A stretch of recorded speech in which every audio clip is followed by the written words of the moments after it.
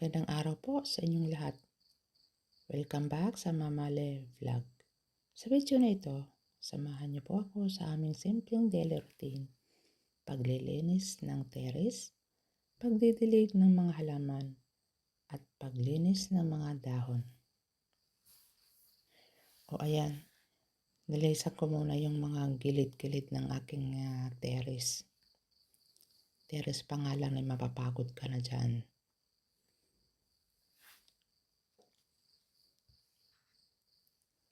Umpisahan po natin sa paglilinis ng terrace. Tatanggalin muna natin ang mga alikabok at mga kalat bago magbuhos ng tubig.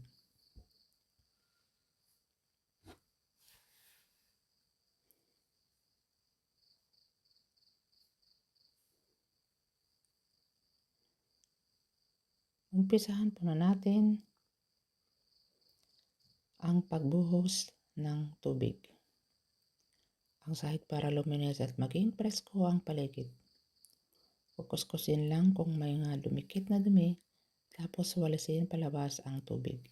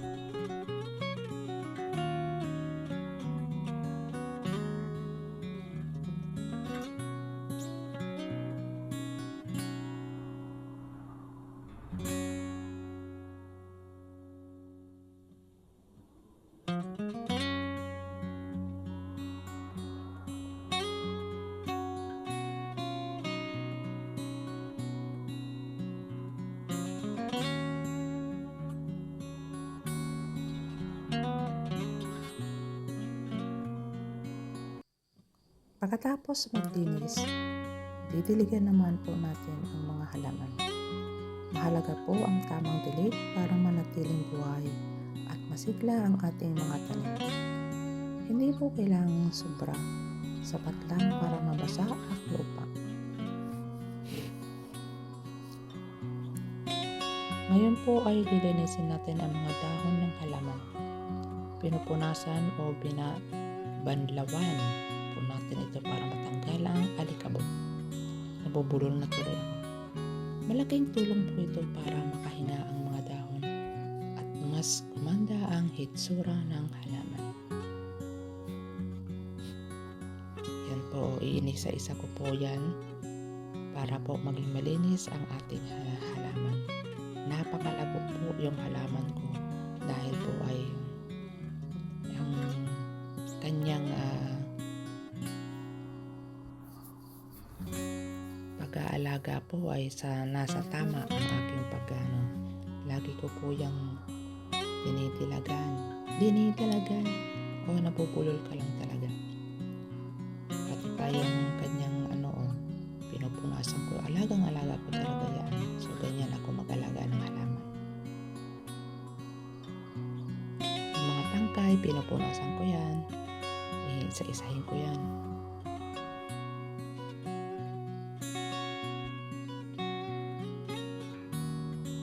Yung halaman na yan, maganda yan sa loob ng bahay.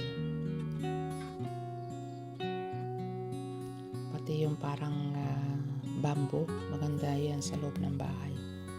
Napakalago yung aking bamboo.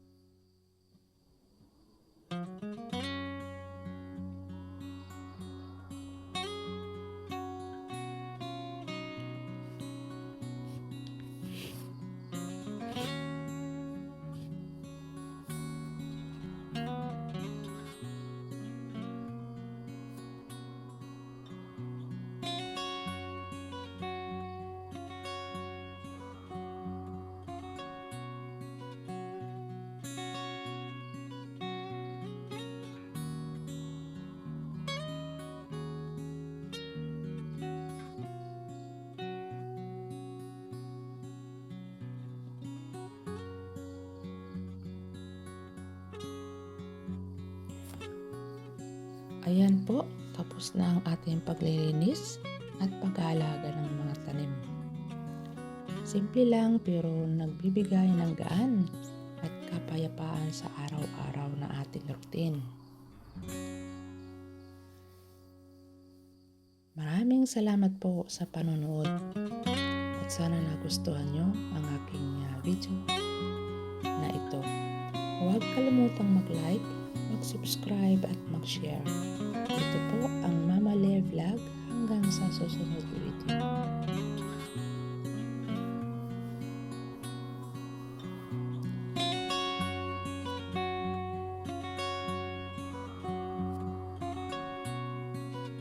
Tignan nyo, napakalago yung aking bamboo.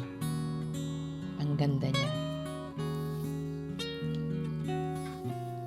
Niligyan ko pa nga yan ng Christmas light dyan noong Christmas. Sayang hindi ko lang na